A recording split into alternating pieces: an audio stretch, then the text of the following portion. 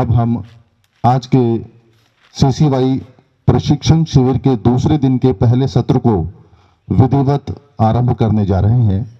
इस कार्यक्रम का विधिवत आप गायत्री मंत्र शुरू आरंभ करते हैं दीप प्रज्वलन के साथ। भूर्भुवस्वः तत्सवितुर्वरेण्यं भर्गो देवस्य धीमहि धियो यो नः प्रचोदयात्। ॐ भूर्भुवस्वः तत्सवितुर्वरेण्यं भर्गो देवस्य धीमहि धियो यो नः प्रचोदयात्। धन्यवाद। महर्षि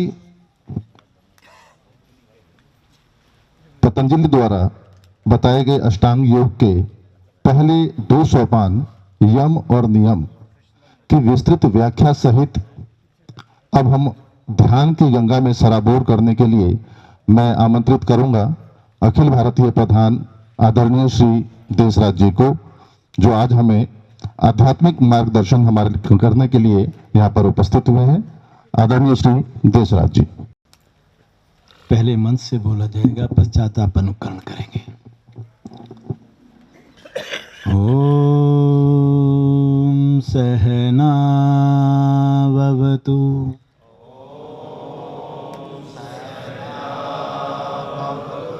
सहनो भुनक्तु सह वीर्यं करवावहै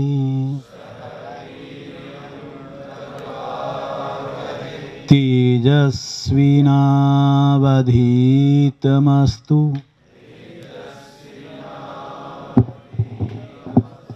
मा विद्विषावहै। ओम शांति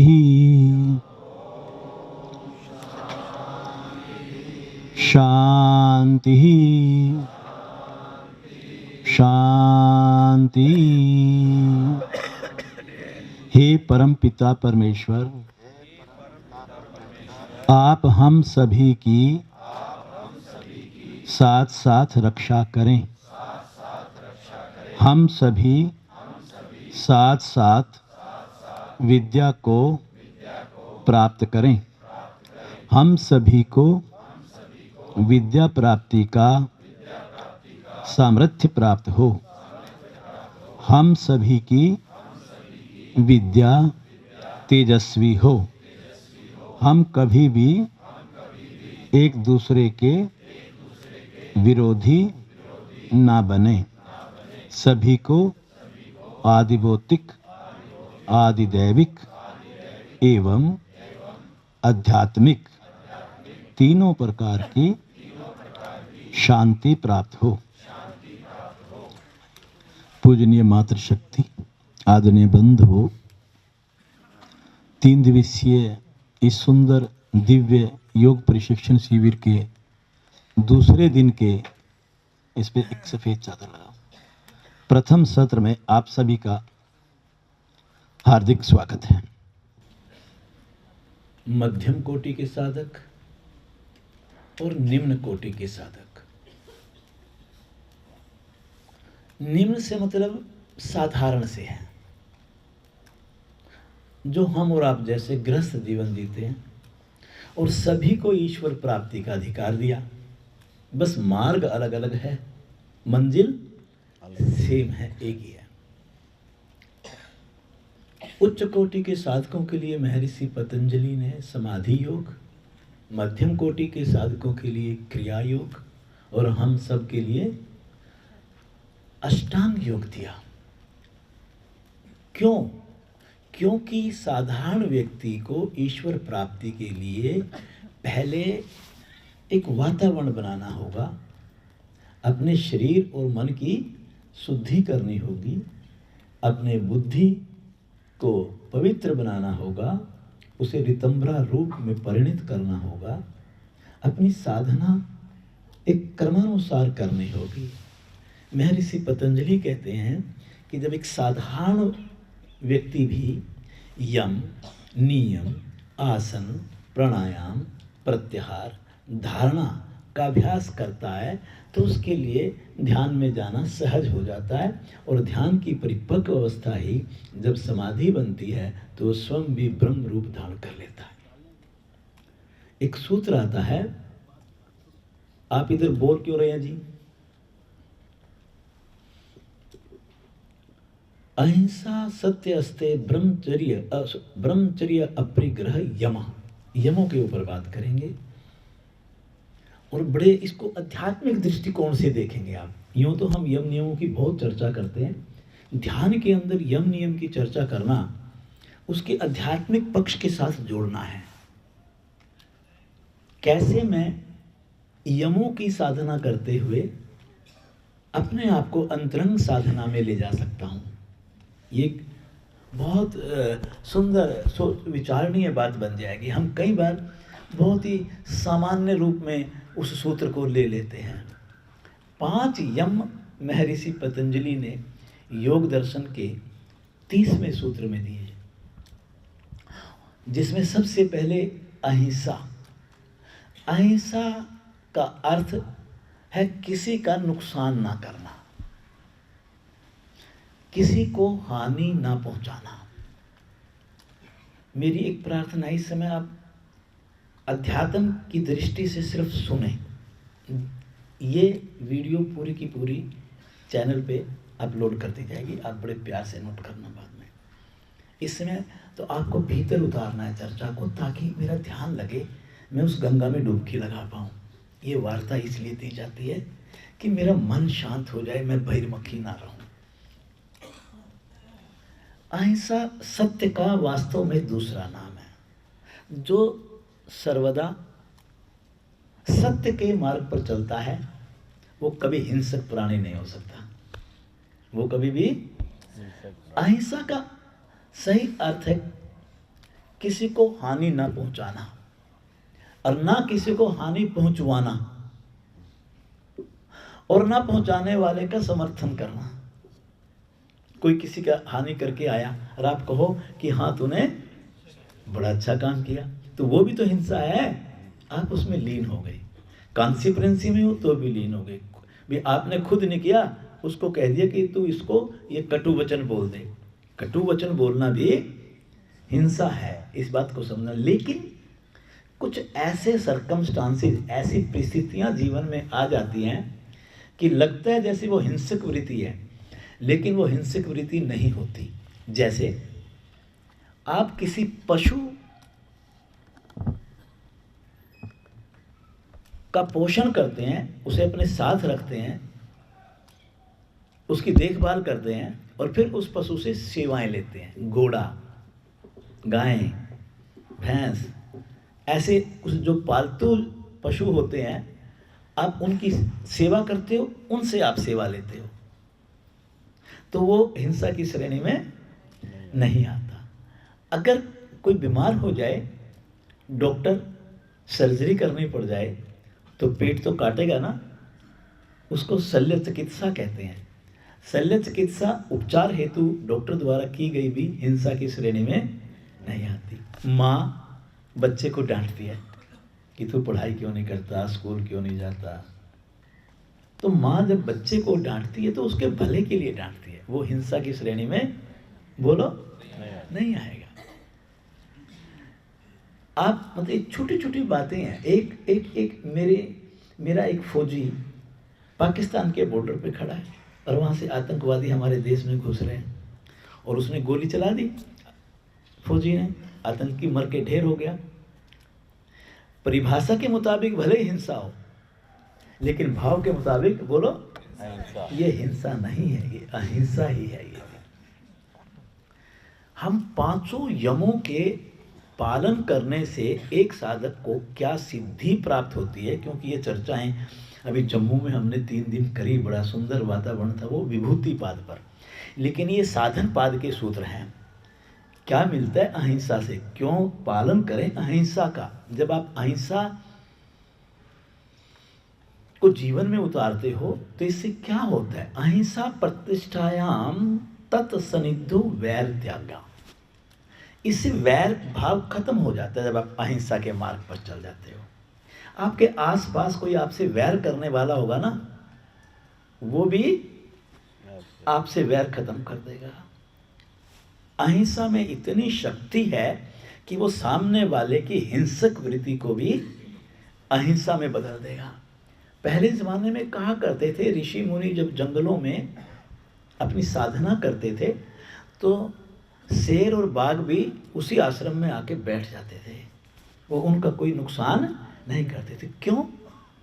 क्योंकि अहिंसा उस सात्विक वृत्ति का नाम है जो हिंसक वृत्ति को भी अहिंसक बना दे।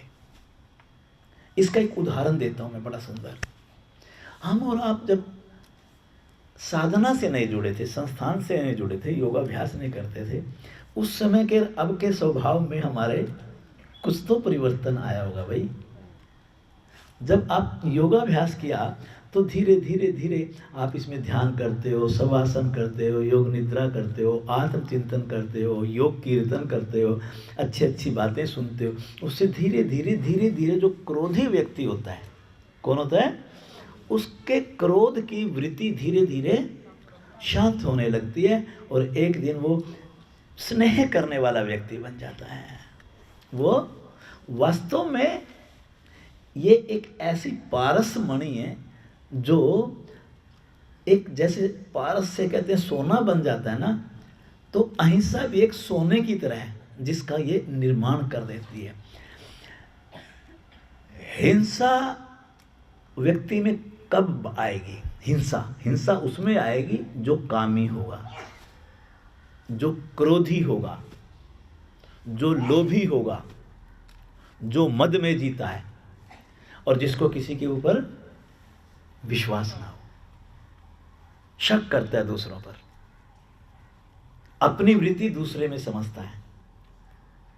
मैं बेईमानी करता हूं खुद और सामने वाले को भी बेईमान समझता हूं, क्योंकि मेरी वृत्ति है ना ये, मैं तो सारा दिन वही कर रहा हूं। तो ये वृत्ति का बड़ा जबरदस्त खेल है ये। एक मैं उदाहरण देता हूं इसके ऊपर, बड़ा सुंदर, आपको दृष्टांत से चीजें ज्यादा समझ में आती है। यूं तो अहिंसा का शब्द का अर्थ तो एक लाइन में खत्म हो जाता है। दो दोस्त थे, एक का नाम था मदन और दूसरे का था रतन। दोनों बड़े गहरे दोस्त थे। युवा हो गए, पढ़ते पढ़ते दोनों ने निर्णय लिया कि हम इकट्ठे ही एक व्यवसाय शुरू कर लेते हैं। बहुत प्यार करते थे एक दूसरे से। देखिए आप, लोभ कैसे हिंसा में बदलता है। दोनों ने व्यवसाय शुरू किया, बड़ी कड़ी मेहनत करी, बिजनेस चल पड़ा।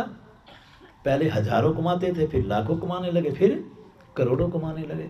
बिजनेस फैल गया तो मन में मदन के ख्याल आया कि अगर तू रतन की हत्या कर दे, अगर तू रतन की हत्या कर दे तो सारा बिजनेस तेरा, इस वाला हक भी तेरे को मिल जाएगा। और उसने ये सोच करके एक दिन रतन की हत्या कर दी, सारे बिजनेस का मालिक हो गया। अभी इतना आयु तो इतनी ज़्यादा थी नहीं। उसके घर में कुछ दिन के बाद एक बच्चे ने जन्म लिया। बच्चा धीरे धीरे, छोटा बच्चा था, सब प्यार करते थे, बड़ा होने लगा। जब वो 10 साल, 12 साल, 14 साल का हुआ तो बीमार रहने लग गया। इतना बीमार हुआ कि वो ज़्यादा खर्चा उसके डॉक्टरी पे, मेडिकल पे लगने लगा। और मदन को ज़्यादा ध्यान किसका करना पड़ा? बच्चे का बिजनेस जाना कम हो गया, क्योंकि पुत्र मोह, पुत्रेष्णा बोलते हैं इसको।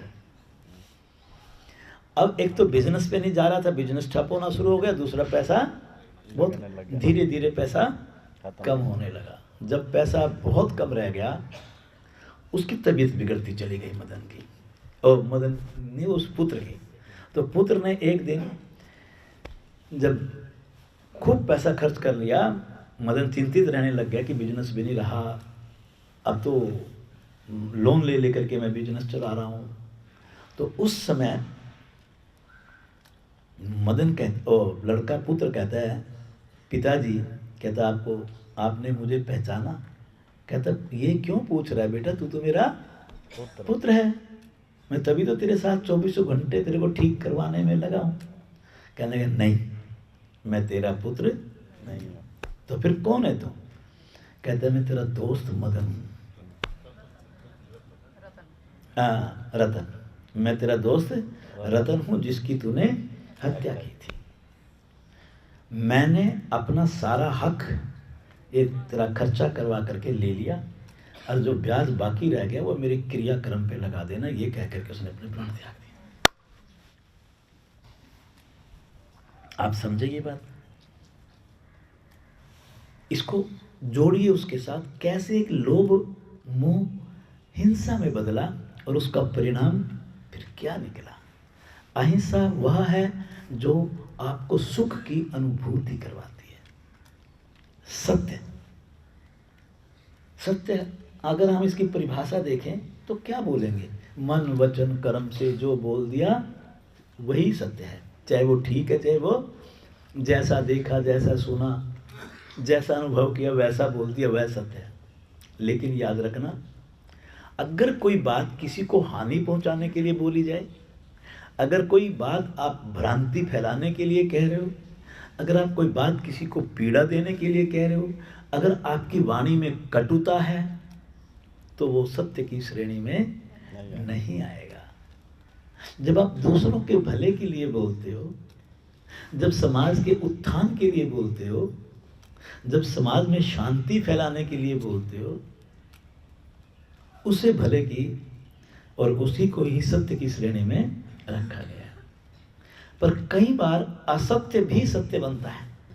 एक मैं बहुत अच्छा दृष्टांत सुनाया करता हूँ कि भी एक बार एक हत्यारा गो हत्या का, गाय की हत्या करता था। गो हत्यारा गाय के पीछे भाग रहा था। गाय जान बचाने के लिए आगे आगे भाग रही थी। आगे आप जैसा कोई दिव्य पुरुष खड़ा था। गाय खेत में दाईं ओर भाग गई। वो जब तक वहाँ पहुँचा उसको पता नहीं चला गाय किस दिशा में गई। तो आपसे पूछा कि भी गाय किधर गई? गाय गई थी दाईं ओर, आपने बोल दिया बाईं ओर। आपने तो झूठ बोला परिभाषा के मुताबिक। लेकिन आप अपनी आत्मा से कहिए, आपने झूठ बोला कि सत्य बोला? ये झूठ भी असत्य भी सत्य की श्रेणी में आता है, क्योंकि आपने एक जीव का भला किया, उसकी जान बचाई है। और कई बार भाव से ही सत्य असत्य का निर्णय होता है।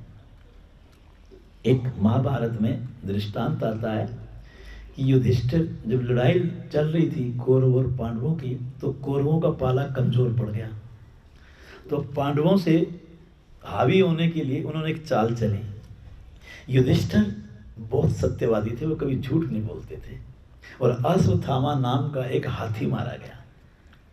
और अश्वत्थामा वैसे कौन था? उसके पुत्र थे द्रोणाचार्य। और बहुत बलशाली और कौरवों की बहुत बड़ी ताकत थे। सुनिएगा, तो युधिष्ठिर को कहा गया कि भी तू यूं बोल दे कि अश्वत्थामा मारा गया, इनकी सेना कमजोर पड़ जाएगी, उनका बल मनोबल टूट जाएगा। बात तो सत्य है, अश्वत्थामा मारा गया था। अब उन्होंने अनाउंस कर दिया कि अश्वत्थामा मारा गया। आवाज कौरवों के कान में भी गई। सत्य है असत्य है, लेकिन भाव उसके पीछे क्या है? सत्य तो है, अश्वत्थामा हाथी मारा गया था, झूठ नहीं बोला उन्होंने, पर उन्होंने हाथी शब्द तो नहीं लगाया जिससे उसका भाव बदल गया। कहते हैं जब युधिष्ठिर का रथ चलता था तो वो जमीन से 1 फुट ऊपर होके चलता था पहिया। तो जैसे ही उन्होंने कहा कि अश्वत्थामा मारा गया, पहिया जमीन पे लग करके चलने लगा, स्पीड जो है ना नीचे गिर गई। क्योंकि ये क्या है? सत्य नहीं है, असत्य है। सत्य होते हुए भी बोलो, वो असत्य होते हुए सत्य था। द्रौपदी ने दुर्योधन को, जब वो महल में आया पांडवों के, और वो ऐसा महल बना दिया कि वो पानी वाले एरिया में घुस गया, तो द्रौपदी ने क्या कहा उसको? अंधे की औलाद। झूठ बोला कि सच बोला? सच बोला, लेकिन उसमें हिंसक वृत्ति थी। क्या थी उसमें? और उस हिंसक वृत्ति का क्या परिणाम निकला, आप कल्पना कर सकते हो। हम ना यमों को, नियमों को अगर अपने अध्यात्म के साथ उस पर चिंतन करके जीवन में धीरे धीरे उनका अनुकरण करने लगे तो आसन और प्राणायाम की साधना को सिद्ध करने में भी वो बहुत ही उच्च स्तरीय स्तर पर सहायक होंगे। आम व्यक्ति को तो ये बात नहीं समझ में आएगी, पर जो ये शिक्षक मेरे सामने अधिकारी बैठे हैं, जिन्होंने दशक लगा दिए साधना करते हुए, उनको ये बात समझ में आनी चाहिए। और इसी से वृत्तियां बदलती हैं, संस्कार बदलते हैं, हमारे भाव बदलते हैं, हमारा व्यवहार बदलते हैं, हमारी क्रियाएं बदलती हैं, और उसी को योग कहते हैं। इस बात को बहुत अच्छे से समझिएगा। और तीसरा है हमारा सत्य से मिलता क्या है? जो सत्य का पालन करेगा, जो मुंह से बोलेगा, वो सत्य हो जाएगा। एक सूत्र आता है, सत्य प्रतिष्ठायाम क्रिया फलाश्रयत्वम। अर्थात सत्य जब आपके जीवन में प्रतिष्ठित हो जाता है, सत्य आपके जीवन में जब दृढ़ हो जाता है, सत्य को जब आप धारण कर लेते हो, जब आप सत्य का अपने प्रैक्टिकल लाइफ में उसका अनुकरण करते हो, तो ये आपके पास सिद्धि आ जाती है कि जो आप क्रिया करते हो वही फल बन जाता है। अर्थात जो बोलोगे वो सही होगा। आपने किसी को आशीर्वाद दे दिया, तभी तो संतों से हम आशीर्वाद मांगते हैं, तभी तो महापुरुषों से हम आशीर्वाद मांगते हैं। हम ये मान्यता है हमारे शास्त्रों में कि सत्य के भाव से कोई भी बात कही जाए वो सत्य ही उतरेगी। तो एक संत या एक ऋषि, एक योगी जब वो इस मार्ग पर चलता है तो उसके मुंह से निकले हुए शब्द खरे उतरते हैं।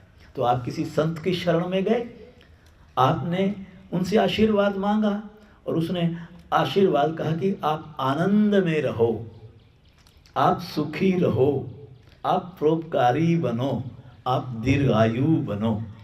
उस संत के मुंह से निकले हुए वो शब्द वो आपके जीवन में खरे उतर जाएंगे। लेकिन ये भी याद रखना, संत की साधना ऐसी होती है कि वह उसके मुख से वही निकलता है जो संभव होता है। जो संभव नहीं होता उसके मुंह से वो शब्द नहीं निकलेंगे। ये एक अध्यात्म की दृष्टिकोण से इस बात को समझने का प्रयास कीजिए। एक आपको मैं एक दृष्टांत याद दिलाता हूँ। श्रवण ने ये अपने माता पिता की इच्छा पूरी करने के लिए उनको तीर्थ करवाने का फैसला किया। आप सबको पता होगा, श्रवण के माता पिता आंखों से अंधे, उनको दिखाई नहीं देता था। तो उन्होंने एक पालकी बनाई। किसने? श्रवण ने। दो उसमें पालकी में पल्ले बनाए, बांस जैसे लगाते हैं, फिर रस्सियाँ बांधते हैं। एक में माँ को, एक में अपने पिता को बिठाया, कंधे पे रखा और तीर्थ यात्रा पर रास्ते में वो प्यास लगी माता पिता को, तो उनके लिए वो मटकी में पानी लेने गए। जाके उन्होंने एक तालाब में पानी भरा, आवाज़ आई डब। जैसे आई, कौन छुपा हुआ था कहीं? राजा दशरथ को डब की आवाज़ आई। उस आवाज़ की ध्वनि बाण कहते हैं उसको। क्या कहते हैं? उन्होंने ध्वनि बाण छोड़ दिया कि जिधर से ध्वनि आई उसी दिशा में वो बाण जाएगा। और श्रवण जो है ना उस समय अपनी उनके प्राण पखेरु हो गए। तो उस समय दुखी माता पिता ने उनको एक मुख से एक शब्द बोला कि जिस प्रकार हम अपने पुत्र की वियोग में अपने प्राण त्याग रहे हैं, राजन एक दिन तुम भी ऐसे ही अपने पुत्र वियोग में ही प्राण त्यागोगे। भगवान राम के पिता थे राजा दशरथ, कोई छोटी शक्ति थोड़ी थे। वो काट सकते थे उसको, लेकिन काट नहीं पाए। वह बात सत्य हुई। एक दृष्टांत और बड़ा सुंदर दृष्टांत है, वो भी महाभारत में आता है। कहते हैं माँ द्रौपदी एक नदी के किनारे स्नान करने गई। पहले तो स्नान नदी में ही होते थे। उससे कुछ दूरी पर ऋषि दुर्वासा भी स्नान कर रहे थे। हवा तेज थी, जब ऋषि दुर्वासा स्नान कर रहे थे, उनके कपड़े नदी में बह गए। और कपड़े नदी में बह गए तो माँ द्रौपदी ने ये दृश्य देखा और माँ ने सोचा कि ऋषि हैं, संत हैं, ऋषि दुर्वासा कोई छोटी चीज़ तो थे नहीं। तो उनकी सहायता करने के लिए माँ द्रौपदी ने अपनी साड़ी के 2 हिस्से बना दिए। आधी साड़ी से अपना तन ढका और आधी साड़ी किसको दे दी? ऋषि दुर्वासा को दे दी। तो ऋषि दुर्वासा ने उस समय माँ द्रौपदी को आशीर्वाद दिया, एक मुँह से बोलते हुए कि देवी पुत्री, मैं तुम्हें अनंत वस्त्रों का वरदान देता हूँ, तुम अनंत वस्त्रों को प्राप्त करोगे। और पांडव द्रौपदी को हार गए और कौरव जो है ना बार बार पांडवों को नीचा दिखाने में लगे रहते थे। दुर्योधन का आदेश सुन दुशासन ने द्रौपदी का चीर हरण करना चाहा, तो उस समय वह दिया गया वचन सत्य साबित हुआ। फल के रूप में द्रौपदी का चीर हरण जो है ना दुशासन नहीं कर पाए। उसको बस केवल आपको एक ये सोचिए कि जो हमारे ये जो शास्त्र हैं, जो हमारे ग्रंथ हैं, जो हमारे ऋषि हैं, जो ये जो दृष्टांत सामने आते हैं, जो घटनाएं हमारे को सुनने को मिलती हैं, ये हमारे जीवन को कोई दिशा देती हैं।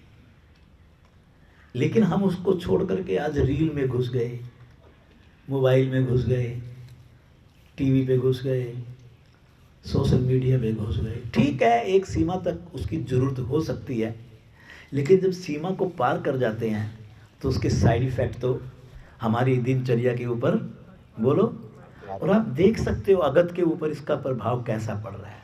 हम तो माता पिता दादा दादी के रूप में हैं, अगली पीढ़ी हमारी इन चीज़ों को, क्योंकि बहिर्मुखता का स्तर बढ़ता जा रहा है, वो कहेंगे ये क्या है, ये तो ऐसी है, फालतू की बातें हैं ये तो।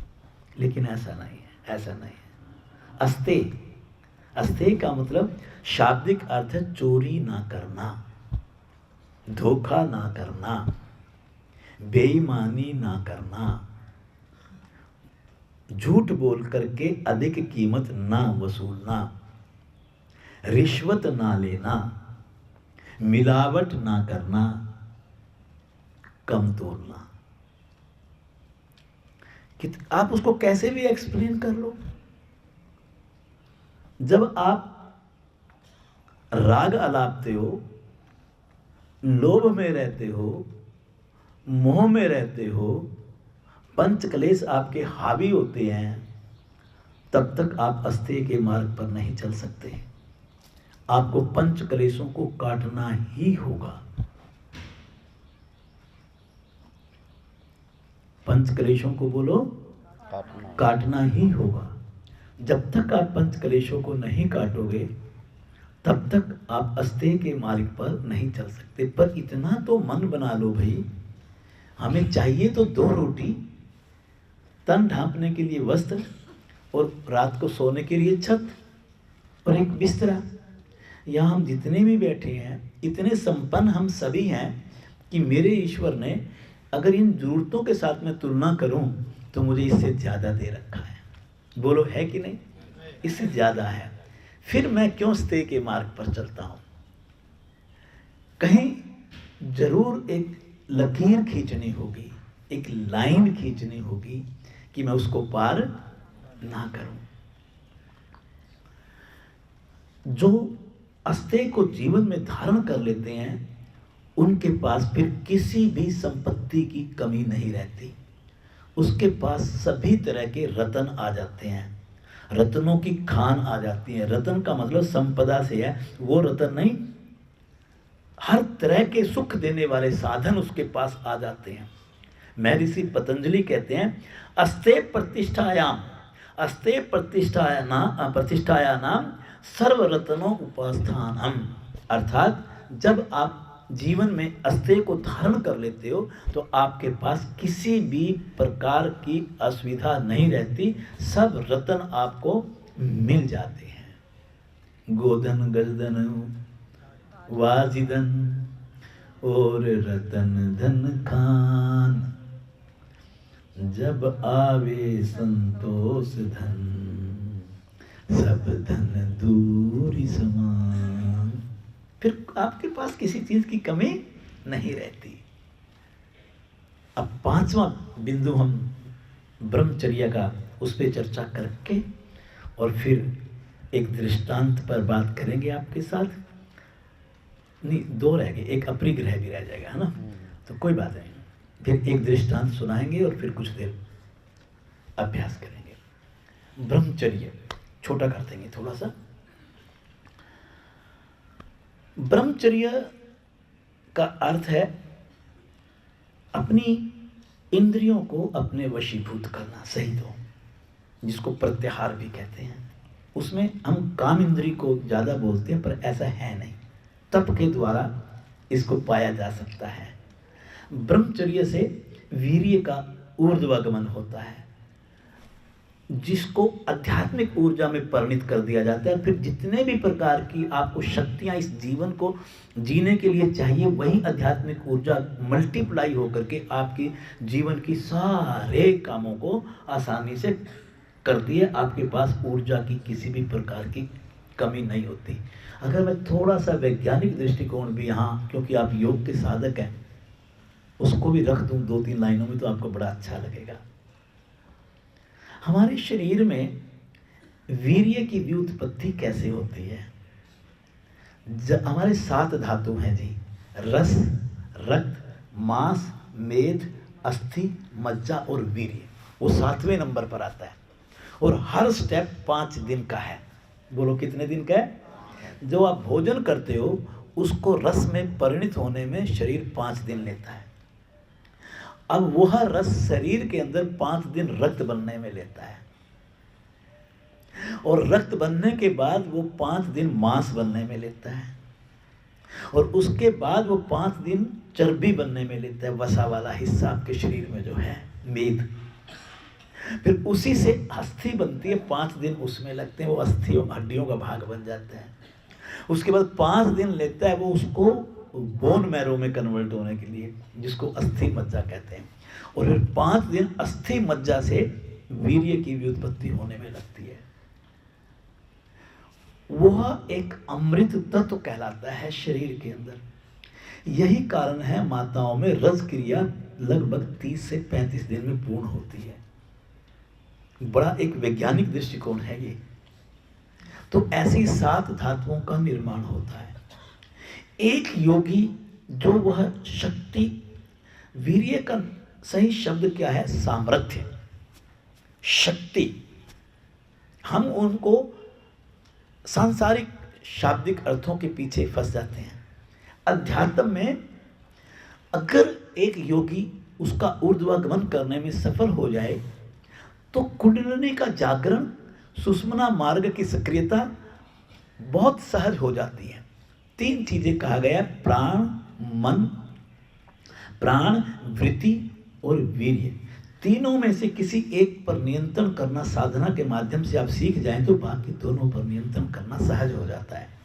अगर साधक, एक योग का साधक वीर्य को अपने नियंत्रण में लाता है तो उसकी वृत्तियां शांत होने लगती हैं, खंडित वृत्तियां अखंडाकार बनने लगती हैं, उसका प्राण का ऊर्ध्वागमन शुरू हो जाता है, वो इन तीनों को ही संयमित कर लेता है, उसका आध्यात्मिक विकास पक्का हो जाता है, ये शक्ति उसके पास मिल जाती है। ये महिमा यमों की महिमा है, भूलना मत। यमों के बारे में बतलाया जा रहा है। कई बार हम उसको साइड कर देते हैं। कल एक वक्ता कह भी रहा था कि हम यम और नियम को इसलिए पहले नंबर पर नहीं लेते कि समाज को बदलाएंगे तो वो उस पर चल नहीं पाएंगे और केंद्रों पर वो आएंगे नहीं। ये है प्रैक्टिकल लाइफ की सच्चाई है। पर जब ये स्थिति आ जाती है तो यमों की साधना जीवन में बहुत ही जरूरी हो जाती है। ज़्यादा नहीं तो थोड़ा थोड़ा थोड़ा थोड़ा थोड़ा उसको जीवन में धारण करें। अपरिग्रह, अपरिग्रह किसको कहते हैं? अपरिग्रह का अर्थ है आप केवल उतना जोड़ें जितना आपकी जरूरत है। जोड़ने पे मना नहीं है शास्त्रों में। इतना जोड़ें जो ईमानदारी से कमाए गए धन का वह हिस्सा जो बिना आसक्ति के आप संचित करें, जिससे आपकी भविष्य की जरूरत पूरी हो जाए। पर उसमें स्वार्थ नहीं होना चाहिए, उसमें लोभ नहीं होना चाहिए, उसमें मोह नहीं होनी चाहिए, उसमें आसक्ति नहीं होनी चाहिए। इन सब से बचना ही अपरिग्रह है। अपरिग्रह आपके चित्त को शुद्ध करता है। अपरिग्रह एक सूत्र आता है, अपरिग्रह स्थैर्य जन्म कथांत असंबोधा। अर्थात जब अपरिग्रह जीवन में आता है तो आप त्रिकालदर्शी बन जाते हो। आप भविष्य में झांक सकते हो, भूत को जान सकते हो और वर्तमान में सुखी रह सकते हो। ये शक्ति आपके पास आ जाती है। इसके ऊपर बस एक छोटा सा दृष्टांत सुनाएंगे और फिर हम अभ्यास करेंगे। समय को मैनेज करना बहुत जरूरी है। एक पंडित जी थे, घर में ज़्यादा आर्थिक स्थिति अच्छी नहीं थी, आपकी तरह शिक्षा देते थे, वो भी शिक्षक थे, लेकिन सनातन की। बदले में फीस नहीं लेते थे, आपकी तरह शुल्क नहीं लेते थे। इसको लपेट दीजिए।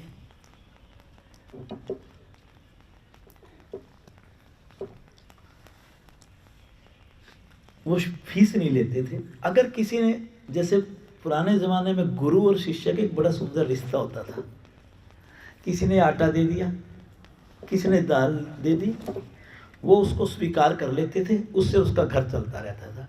एक बार ऐसी स्थिति आई, घर में सब्जी बनाने के लिए कुछ भी नहीं था और पैसा था नहीं, तो पत्नी ने, पंडित जी सुबह नहा धो करके, शिक्षक थे, तैयार हो गए आश्रम में जाने के लिए, अपने शिष्यों को शिक्षा देने के लिए। तो पंडित जी ने एक से उनकी धर्मपत्नी ने पूछा, आज आप जा तो रहे हो, मुझे ये बता जाओ, मैं शाम को सब्जी बनाऊं क्या? घर में कोई सब्जी नहीं है, क्योंकि अपरिग्रह पर चल रहे थे और धन है नहीं कि बाजार से खरीद के ले आए। पंडित जी उनके इस प्रश्न से निरुत्तर हो गए, क्योंकि उनको भी स्थिति का पता था, पर उन्होंने अपने ईश्वर की तरफ देखा। ऐसे करके क्या किया? ईश्वर की तरफ देखा, और जैसे आपको कहते हैं मौन का धारण करो, और मौन धारण करके कोई भी उत्तर दिए बिना वो चले गए और जाकर के अपने विद्यार्थियों को शिक्षा दी। शिक्षा दे करके सायंकालीन घर आए। घर आए तो पंडिताइन ने भोजन बना रखा था और साग भी बना रखा था। उन्होंने खाना खाया और खाना खाने के बाद अपनी धर्मपत्नी को कहते हैं, भगवान आज इतनी स्वादिष्ट सब्जी बनाई है आपने, ये क्या सब्जी है?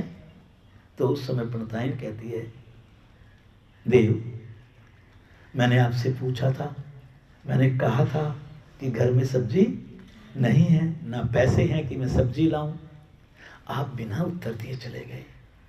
लेकिन आपने मौन रूप में मुझे उत्तर दिया। कहते मैंने क्या उत्तर दिया? कहता आपने ऊपर की तरफ देखा, घर में ये इमली का पेड़ खड़ा है, ऊपर इमली के पत्ते लगे थे। क्या लगे थे? और मैंने वो पत्ते में समझ गई कि आप इमली के पत्तों की सब्जी का इशारा कर रहे हैं। और मैंने वो इमली के पत्ते तोड़ करके उसका साग बना दिया। दोनों धन्य हो गए, दोनों धन्य हो गए। अपरिग्रह कितना सुख और कितना आपको संतोष देने वाला है, आप कल्पना नहीं कर सकते। आपको नियमों में संतोष आता है। संतोष जीवन में आ नहीं सकता जब तक आपके जीवन में अपरिग्रह नहीं होगा। और जब एक साधक की वृत्ति इस तरह से बदलती है, ईश्वर ने बहुत दे रखा है मुझे, ज़्यादा सोचना नहीं चाहिए, अपने प्रभु पर विश्वास करो। उसने तो इमली के पत्ते कहा ही नहीं था, उसने तो अपने प्रभु को एक पूछा था कि क्या खाऊं शाम को, पता चल गया उसको। वही प्रभु इमली के पत्तों के रूप में प्रकट हुए और साग बन गया। क्यों? क्योंकि प्रभु ही प्रसाद हैं, प्रभु ही प्रसाद ग्रहण करने वाले हैं, जो हम कहते हैं ना अहम ब्रह्मार्पणम, उसमें मंत्र में बोलते हैं। आप समझ लें ये बात, बिल्कुल वही यहाँ पर लागू होती है, क्योंकि जिसने मुंह दिया है वो हमें खाने को। एक जीव हम ही तो हैं जो चिंता करते हैं। मैं परसों प्रातः की बात है, अपनी धर्म पत्नी के साथ पार्क में सैर कर रहा था। सुबह का समय था, साधना करने के बाद निकल जाता हूँ कई बार, जिस दिन कोई कार्यक्रम नहीं होता। ये बिल्कुल सच्ची कहानी है, ब्रह्म मुहूर्त में बतला रहा हूँ। तो वहाँ मक्की के दाने और बाजरा, कुछ एक दो और होगा, वो पार्क में सेंटर में पड़े हुए थे, और वो पक्षी आ रहे थे वहाँ पर, और एक गिलहरी भी वहाँ पर बैठी हुई थी, वो भी वो दाने खा रही थी और वो पक्षी भी खा रहे थे।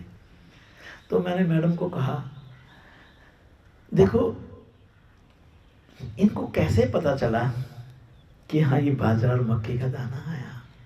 मैंने कहा ये मेरी ईश्वर की शक्ति तो है, और देखो कितने प्यार से खा रहे हैं, आपस में झगड़ नहीं रहे हैं।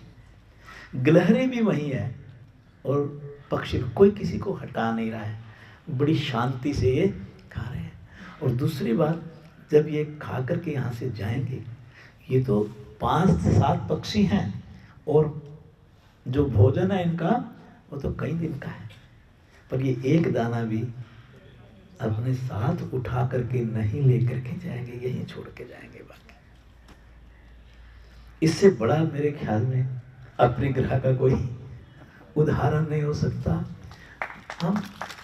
हम मन और मस्तिष्क के धनी, हम मन और मस्तिष्क के धनी हर वक्त अपने आप को असुरक्षित समझते हैं, और सुरक्षा कवच की खोज में इस पूरी जिंदगी को तबाह कर देते हैं। तो योग में आके जब ये बातें समझने लगते हैं और थोड़ी थोड़ी बातें अपने जीवन में उतारने लगते हैं, तो हमारा आध्यात्मिक विकास होता है। एक बार खड़े हो जाएंगे सभी। ये भीतर की लाइटें अगर कम हो जाएं तो अच्छी बात है, मंच की चलती रहेगी। आंखें बंद कीजिए, ब्रह्मांजलि मुद्रा में बैठिए, अपने शरीर को शिथिल कर दीजिए।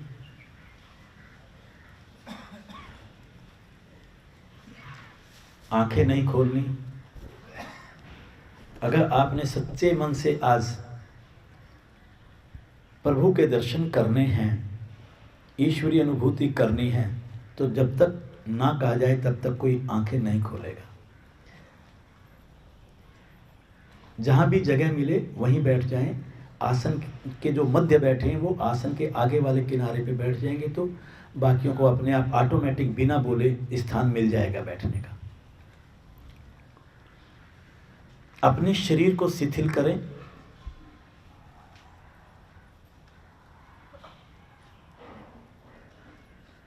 शिथिल करने का मतलब केवल सब आसन की भांति मानसिक अवलोकन करने से होता है, ताकि शरीर के किसी भी हिस्से में कोई भी तनाव ना रहे।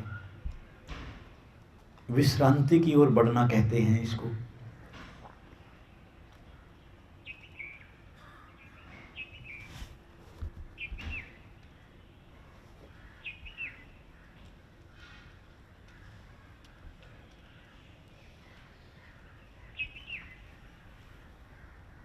अपने आते जाते श्वासों को देखें।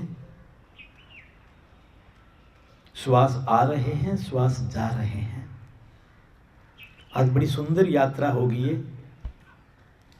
नवरात्रे चल रहे हैं। किसी का मोबाइल की ये आवाज़ नहीं आनी चाहिए। अभी ये किसी की आवाज़ आई है मैसेज आने की, उसका स्विच अभी भी ऑफ कर लें आप तुरंत, तो मुझे अच्छा लगेगा। आज हम माँ के दर्शन करने के लिए माँ वैष्णो के दरबार में जाएंगे। अपना मन बना लें। जो सच्चे मन से अध्यात्म के मार्ग पर चले हैं बस, और ये पहले से मन बना लें कि माँ मुझे आज दर्शन देगी साक्षात।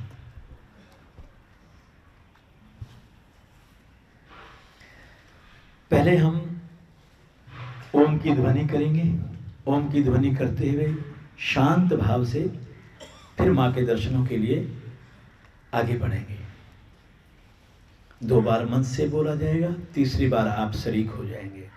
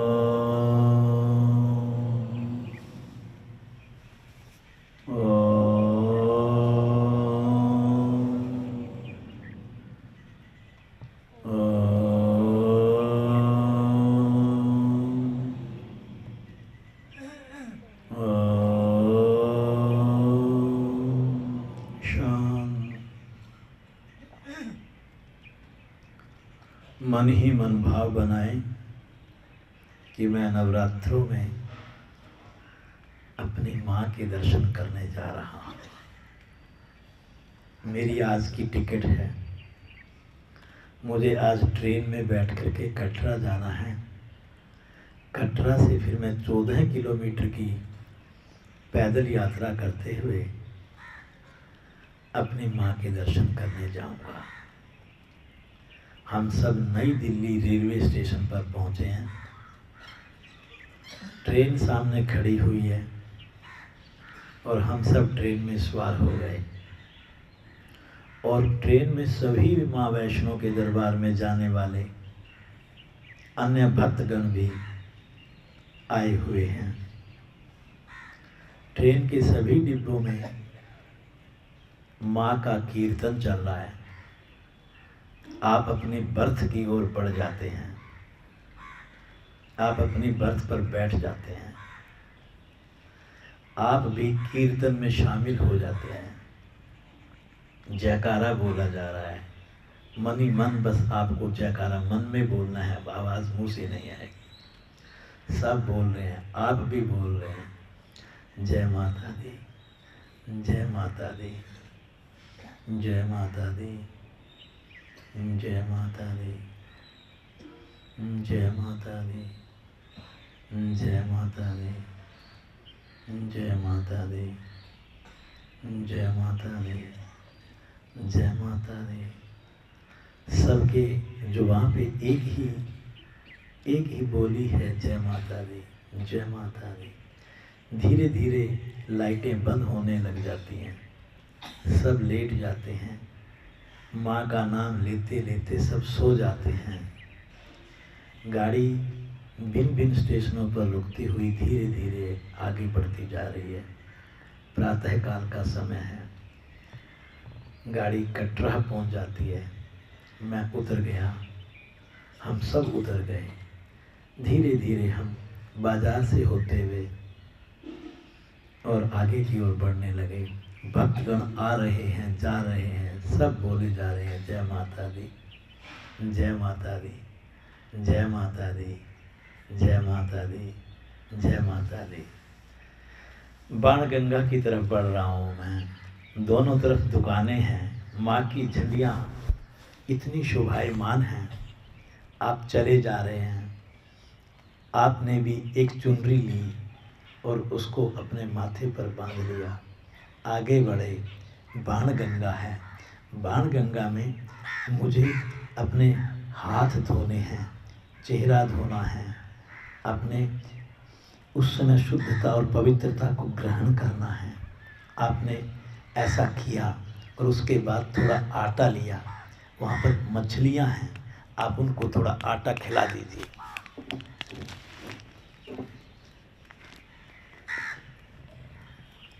धीरे धीरे वहाँ से अब आप चरण पादुका की तरफ बढ़ गए और बड़े मन में बोलना है, जय माता दी, जय माता दी, शेर सवारी, जय माता दी, लगे प्यारी, जय माता दी, मात हमारी, जय माता दी, दर्शन देंदी, जय माता दी, परछा लांदी, जय माता दी, सच बतांदी, जय माता दी, जय माता दी, जय माता दी, जय माता दी, जय माता दी। देखिए आप सामने, मन की आंखों से देखना है आपको। चरण पादुका पर पहुंच गए आप। सामने एक छोटा सा मंदिर है, पंडित जी बैठे हुए हैं। आपने चप्पल निकाली, आप पौड़ी चढ़े, 4 से 5 पौड़ी चढ़े। आगे चरण पादुका पर आपने मत्था टिकाया, प्रसाद ग्रहण किया, थोड़ा विश्राम किया और फिर अर्धकुंवारी के लिए चल दिए। बड़े प्यार से सब जयकारा बोल रहे हैं, झंडियाँ वाली, जय माता दी, घंटियाँ वाली, जय माता दी, पहाड़ा वाली, जय माता दी, शेर सवारी, जय माता दी, मात हमारी, जय माता दी, लगे प्यारी, जय माता दी, जय माता दी, जय माता दी, जय माता दी, जय माता दी। अगले बोले जय माता दी, पिछले बोले जय माता दी, बच्चे भी बोले जय माता दी, बड़े भी बोले जय माता दी, मैं भी बोलूं जय माता दी, आप भी बोले जय माता दी, सारे बोले जय माता दी, जय माता दी, जय माता दी, जय माता दी, जय माता दी। अर्धकुंवारी में घंटियों की आवाज़ आ रही है, आप लाइन में लग गए, सब जयकारा बोले जा रहे हैं। धीरे धीरे आप गर्भ जून की तरफ बढ़ रहे हैं, अंदर गए। दोनों तरफ देखिए माँ की जोत जली हुई है। आप बीच में से आप स्पर्श करते हुए इस दिव्य स्पर्श के साथ आगे बढ़ते जा रहे हैं। धीरे धीरे आपको कठिनाई तो हो रही है, लेकिन आप माँ की गोद में हैं, आपको सुख की अनुभूति भी हो रही है। धीरे धीरे बढ़े जा रहे हैं, बढ़े जा रहे हैं, और आप बोले जा रहे हैं, मात हमारी जय माता दी, शेर सवारी जय माता दी, चिट्ठियाँ पावे जय माता दी, आप बुलावें जय माता दी, अंबर बोले जय माता दी, धरती बोले जय माता दी, पेड़ भी बोले जय माता दी, मैं भी बोलूं जय माता दी, आप भी बोलें जय माता दी। अर्धकुंवारी के दर्शन करने के बाद आप बाहर आए और देखिए वहाँ प्रसाद मिल रहा है। आपने हलवे पूरी का प्रसाद लिया, आराम किया आपने आधा घंटा 20 मिनट। फिर वहाँ से आप माँ के दर्शनों के लिए सांझी छत के लिए चल दिए और आप जयकारा बोलते जा रहे हैं, जय माता दी, जय माता दी, जय माता दी, जय माता दी। नदियाँ बोले जय माता दी, पहाड़ बोले जय माता दी, वादी बोले जय माता दी, मैं भी बोलूं जय माता दी, तुम भी बोलो जय माता दी, जय माता दी, जय माता दी, जय माता दी, जय माता दी, जय माता दी, जय माता दी। सांझी छत पर आ गए, अब बैठ जाइए वहाँ पर, थोड़ा विश्राम कर लीजिए और मन में ही अपनी, और देखिए सामने माँ का दरबार नज़र आ रहा है। बस 2, 2.5, 3 किलोमीटर की बात रह गई, अब तो उतराई शुरू हो जाएगी। अब आपको थकान नहीं होने वाली है, आप प्रफुल्लित हो जाएंगे, आपके अंदर ऊर्जा का स्तर बढ़ जाएगा, सात्विक ऊर्जा बढ़ती जा रही है आपके भीतर। आप माँ के दरबार पहुँचने वाले हैं। मेरी माँ दर्शन देगी आज मुझे, मैं माँ के साक्षात दर्शन करूँगा।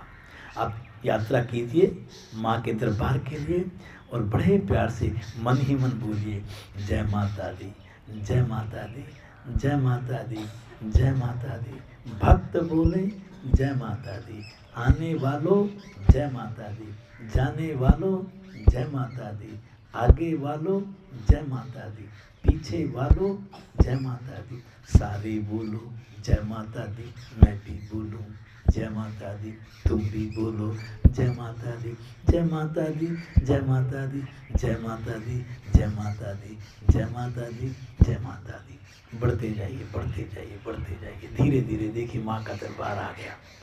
आप स्नान माँ के चरणों से निकलने वाले गंगा जल की तरफ बढ़ रहे हैं और वहाँ स्नान कर लीजिए।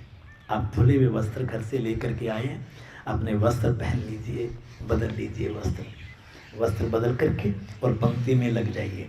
और पंक्ति धीरे धीरे खिसक रही है माँ की गुफा की तरफ और मनी मन सब भक्त बड़े प्यार से बोल रहे हैं, जय माता दी, जय माता दी, जय माता दी, जय माता दी। घंटियाँ वाली जय माता दी, झंडियाँ वाली जय माता दी, शेरां वाली जय माता दी, जय माता दी, जय माता दी। पहाड़ों वाली जय माता दी, सारे बोलो जय माता दी, बड़े भी बोलो जय माता दी, छोटे भी बोले जय माता दी, जय माता दी, जय माता दी, जय माता दी, जय माता दी। अब आप गुफा में प्रवेश कर गई। अब आपको मुंह से नहीं बोलना, मन ही मन बोलना है और मन ही मन बस जय माता दी, जय माता दी, जय माता दी, जय माता दी। माँ के दरबार में आप पहुँच गए। जय हो मेरी माँ, मैं धन्य हो गया माँ तुझे पाकर। माँ आशीर्वाद दे रही है आपको। आप माँ के चरणों में खड़े हो, धन्य हो गए आप। साक्षात माँ हम बच्चों को आशीर्वाद दे रही है। कीजिए माँ के दर्शन, कीजिए माँ के दर्शन। जय हो मेरी माँ शेरा वाली, तूने मुझे साक्षात दर्शन दिए। मांग लीजिए अपनी माँ से, क्या मांगेंगे? माँ ये समाज सुखी हो, माँ सारा समाज सुखी हो, किसी की सोच गलत ना हो, सब स्वस्थ जीवन जिए माँ। मेरे समाज को अच्छा बना दो मेरी माँ, इस समाज के दुखों को हरो मेरी माँ। तू शक्ति की देवी है माँ, तेरे पास असीम शक्ति है मेरी माँ, हम बच्चों का ध्यान रखना मेरी माँ। आगे माँ के चरणों से जो गंगा जल निकल रहा है उसमें से आप चरणामृत ले लीजिए, ग्रहण कीजिए, थोड़ा माथे पर लगाइए, थोड़ा सर के ऊपर लगा लीजिए और गुफा से बाहर आकर के और फिर वापस मुड़ करके गुफा की तरफ देखें। सच्चे मन से हाथ जोड़ते हुए कहिए कि हे माँ, तूने मुझे दर्शन दिए, बस तू ऐसे ही अपने बच्चों पर कृपा बनाए रखना। अब आपकी वापसी की यात्रा प्रसाद ग्रहण करने के बाद होगी। हलवा पूरी का प्रसाद ग्रहण कर लीजिए, गरम गरम हलवा, गरम गरम पूरी। आप माँ का प्रसाद ग्रहण करके फिर वापस चलिए। जय माता दी, जय माता दी, जय माता दी, जय माता दी। आप सीधा भैरव बाबा के दरबार में पहुंच गए। भैरव बाबा के मत्था टेकिए और मत्था टेक करके उतराई करते हुए सीधा आप आ जाइए अर्धकुंवारी पे और फिर माँ को याद कीजिए, थोड़ा विश्राम कीजिए, फिर पैदल आप माँ का जयकारा बोलते हुए धीरे धीरे चरण पादुका से बाणगंगा धीरे धीरे बढ़ते जाइए और कटरा आ गए। आप कटरा से आपकी आज की शाम की ट्रेन है, आपने ट्रेन को पकड़ा और फिर माँ का जयकारा बोलते हुए आप थके हुए थे, जैसे ही आप अपनी बर्थ पे जाकर के लेटे आपको नींद आ गई। सुबह उठे, दिल्ली रेलवे स्टेशन पर पहुँचे, वहाँ से घर आए। घर फिर आपने हलवे पूरी का प्रसाद बनाया, 7 कन्याओं को बुलाया, सच्चे मन से 7 कन्याओं के चरण धोइए, चरण स्पर्श कीजिए और उनको आप दिव्य प्रसाद का भोग लगाइए। सभी इन 7 देवियों को सच्चे मन से प्रसाद दे करके और अपने सब परिवार के सदस्यों को भी प्रसाद ग्रहण करवाइए। सबको बोलिए जय माता दी, जय माता दी, जय माता दी, जय माता दी, जय माता दी, जय माता दी, जय माता दी, जय माता दी।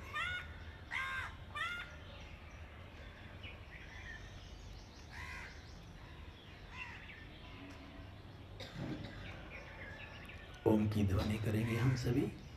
श्वास भरिए।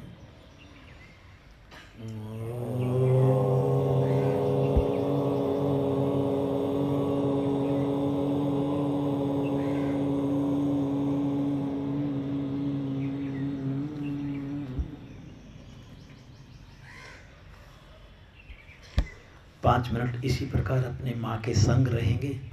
अगर उस दौरान कोई लघु शंका जाना चाहता है तो वो जा सकता है।